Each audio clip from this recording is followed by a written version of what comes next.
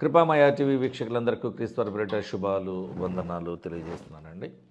ద్వితీయోపదేశకాండము 31వ అధ్యాయము 14వ వచనంలో ఉన్న మాట ఒకసారి మీకు వినిపిస్తాను. నీ మరణ దినములు సమీపించను అని దేవుడు మోషేతో చెప్పడం జరిగింది. మరణ దినములు చావనై ఉన్నావు మోషే.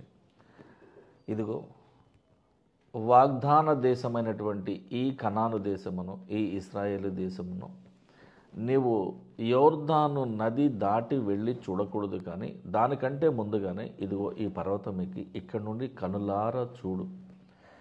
అబ్రహాము, ఇస్సాకు, యాకోబుల సంతానమునకు నేను ఇస్తానని వారికి ప్రమాణము చేసినటువంటి ఆ దేశాన్ని ఇక్కడి నుంచి మాత్రమే నువ్వు చూస్తావు. అటు తర్వాత నువ్వు ఇక్కడే మరణమైపోతావని దేవుడు మోషేతో చెప్పడం జరిగింది. అయితే ఇప్పుడు కొంతమంది అడుగుతున్నటువంటి ప్రశ్న, ఒక లాజికల్ క్వశ్చన్ ఏంటంటే, మోషే తన మరణాన్ని నమోదు చేస్తే మరి ద్వితీయోపదేశ కాండం అనేటువంటి బైబిల్లో ఉన్న 66 పుస్తకాలలో ఉన్నటువంటి ఈ 5వ పుస్తకముగా ఉన్న ద్వితీయోపదేశ కాండమును ఎలా వ్రాస్తాడు? తన మరణాన్ని గురించి తాను చనిపోయిన తర్వాత ఎలా రాస్తాడు అనేటువంటి ఒక లాజికల్ క్వశ్చన్ని లేవదీస్తున్నారు.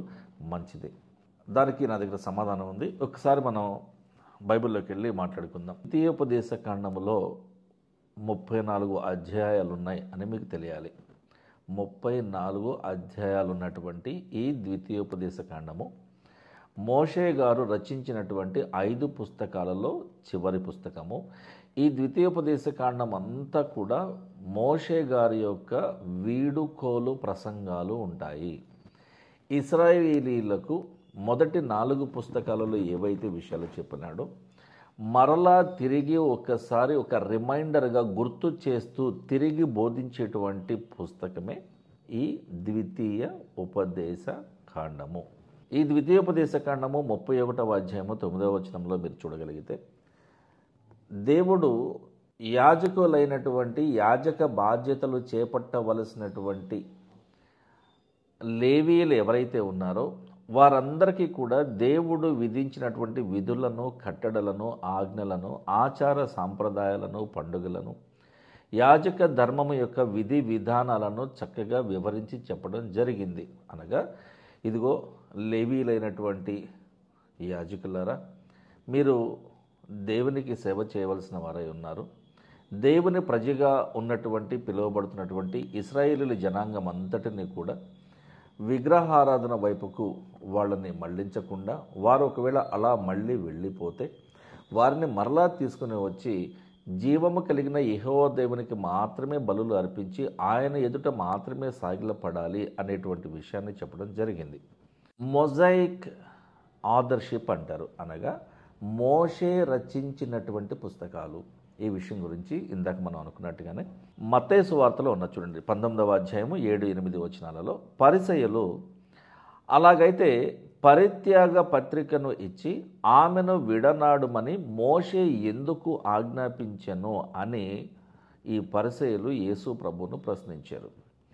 అందుకు ప్రభు మాట్లాడుతూ సమాధానమిస్తూ, మీ హృదయ కాఠిన్యమును బట్టి మీ భార్యలను విడనాడవచ్చు అని మోషే సెలవిచ్చాడు, కానీ ఆది నుండి, ప్రారంభము నుండి, సృష్టి ఆరంభము నుండి అలాగూ జరగలేదు. మోషే రచించాడు అనగా మొజాయిక్ ఆథర్షిప్ ఇక్కడ ఉన్నది. మోషే రచించిన మాట వాస్తవమే. అయితే ఇలా ఎందుకు రాయవలసి వచ్చిందంటే, మీ పితరుల యొక్క, ఇక్కడ మీ యొక్క అనగా వారి పితరుల యొక్క హృదయ కాఠిన్యమును బట్టి మరొక భార్యను కోరుకున్నారు. ఎంతోమంది భార్యలు కావాలని కొంతమంది కోరుకున్నారు. 700 మంది భార్యలు, 300 మంది ఉపపత్నులు ఉన్నటువంటి సొలొమోను, మరి అప్పటి పరిస్థితులు. కాబట్టి మీ హృదయ కాఠిన్యమును బట్టి మాత్రమే మోషే ఈ డివోర్స్ నోటీస్ని ఇవ్వచ్చు. అనగా విడాకుల పత్రము, దీన్ని తెలంగాణ ప్రాంతంలో ఇడుపుల కాగితము అని అంటారు.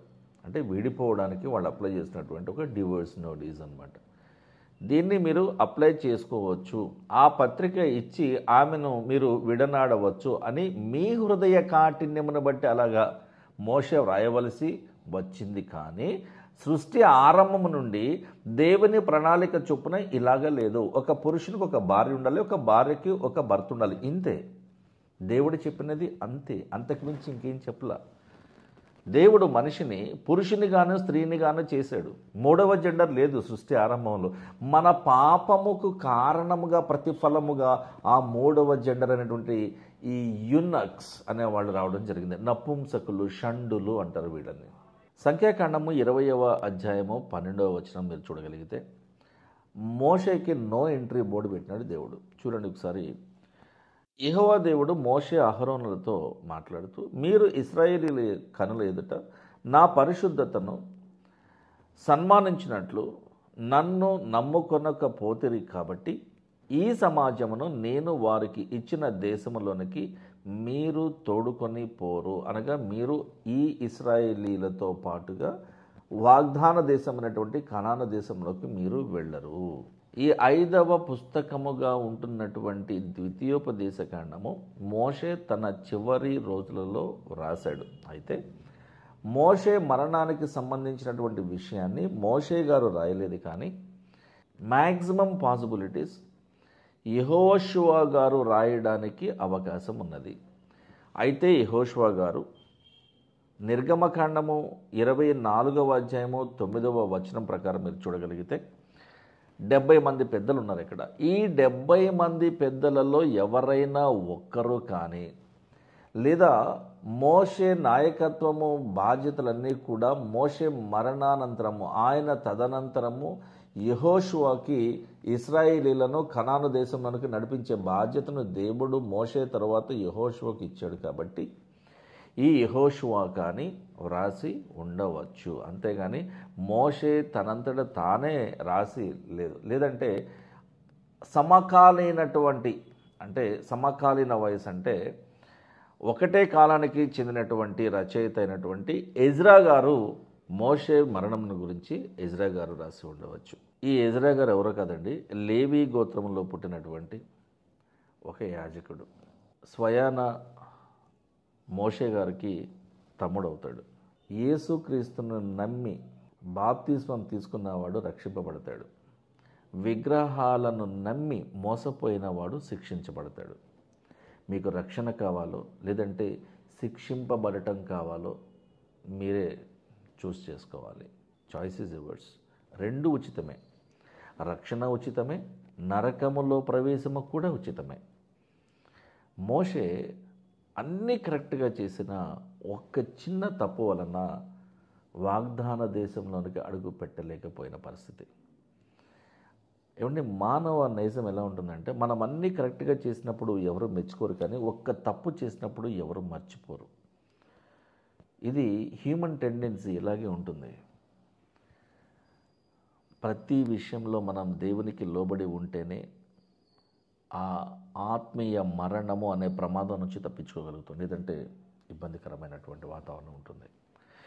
ఎప్పటికీ అగ్ని ఆరని పురుగు చావని లోకంలో ఎప్పటికీ కాలిపోతూ ఉంటారు. అదేదో అర్ధగంట సేపు కాలి చనిపోవడం, ఆ బాధ ఎప్పటికీ ఉంటుంది. అది నేను 2 నెలల క్రితం ఒక బైక్ యాక్సిడెంట్లో దెబ్బలు తిన్నాను. ఇంజిన్ మొత్తం జామ్ అయిపోయి పడిపోయింది సిమెంట్ రోడ్ మీద ఒక 50-60 స్పీడ్లో. చాలా దెబ్బలు తగిలాయి. ఆ పెయిన్స్ ఇప్పటికీ 2 నెలలు కావస్తుంది. 5 వారాలు అయిపోయి 6వ వారంలోకి. యాక్సిడెంట్ జరిగినటువంటి వ్యవధి కొన్ని క్షణాలు, ప్రాబ్లీ 5 to 7 seconds అంతే. అంత తక్కువ టైంలో జరిగిన యాక్సిడెంట్ కారణంగా ఇంత ఎక్కువ కాలము పాపం కూడా అంతే. కొన్ని క్షణాల్లో, కొన్ని నిమిషాల్లో ఆవేశపూరితమై చంపేయడమో, లేదంటే ఏ వ్యభిచారణకు వెళ్ళిపోవడమో, ఏ డ్రగ్స్కి అడిక్ట్ అయిపోవడమో జరుగుతుంది. కొన్ని క్షణాలలో జరిగేటువంటి ఈ పాపము ఎంతో ఎక్కువ కాలం మనల్ని బాధిస్తుంది, యాక్సిడెంట్ లాగానే. కాబట్టి మనం దేవునికి లోబడి ఉందాం. దేవుని చిత్తం అయితే మనకు స్వస్థత కలుగుతుంది. దేవుని చిత్తం అయితే మనకు ఆశీర్వాదం వస్తుంది. దేవుని చిత్తం అయినప్పుడే మనం బాగుపడతాం. నువ్వు ఎప్పుడు ఎక్కడ ఏం పని చేయాలో దేవుడు డిసైడ్ చేస్తాడు, ఆయన నిర్ణయిస్తాడు. చూడండి, మనిషి జీవితము ఒక మిస్టీరియస్గా ఉంటుందండి. ఏ మనిషి ఎప్పుడు ఎక్కడ ఎందుకు ఎలా చనిపోతాడో తెలియని పరిస్థితి. ప్రతి విషయాన్ని దేవుడు మనకు చెప్పడు, కానీ మనం అర్థం చేసుకోవడానికి కావాల్సిన జ్ఞానం ఇస్తాడు. బైబిల్ చదివితే దేవుడేంటో, దేవుని మనసు ఏంటో, ఆయన ప్రణాళికలు ఏంటో, ఆయన మార్గములు ఏంటో అర్థమవుతాయి. అందుకనే బైబిల్ చదవాలి. చిన్న ప్రార్థన కొరికే తలలో ఉంచుదాం. పరలోకమందున్న మా తండ్రి, మా ప్రార్థన ఆలకించండి ప్రభువా. మోషే నీకు ఒక నమ్మిన బంటుగా ఉన్నాడు. నా ఇల్లంతటిలో నమ్మకమైన వాడు అని గొప్ప సాక్ష్యం పొందినటువంటి మోషే గారు, భూమి మీద ఉన్న నరులలో ఇంతటి సాత్వికుడను నేను ఎప్పుడూ చూడలేదనేటువంటి గొప్ప సాక్ష్యం పొందినటువంటి మోషే గారు, ఒక ప్రవక్తగా, నువ్వు నమ్మిన బంటుగా, నీ మాటను తూచే తప్పకుండా నీ ఆజ్ఞలను పాటించి సమస్తము చక్కగా నెరవేర్చినప్పటికీ కూడా ఒక చిన్న తప్పిదము వలన ఆయన తన మరణ దినములను ముందుగానే చూడవలసి వచ్చింది ప్రభువా. మోషే గారి జీవితమును బట్టి మేము నేర్చుకోవాల్సిన పాఠము చాలా లోతైనది, పెద్దది, గొప్పది.